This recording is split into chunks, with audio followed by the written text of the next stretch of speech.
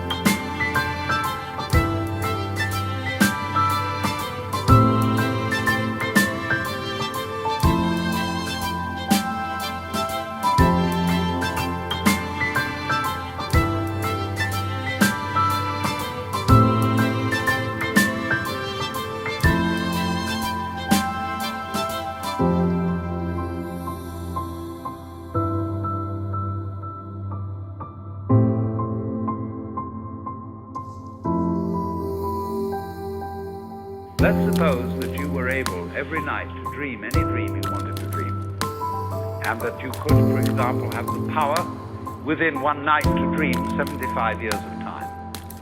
And you would naturally, as you began on this adventure of dreams, you would fulfill all your wishes.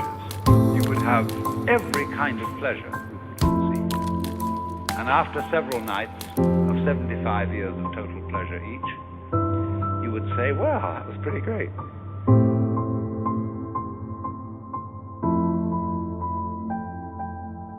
Let's have a dream which isn't under control. Well, something is going to happen to me that I don't know what it's going to be.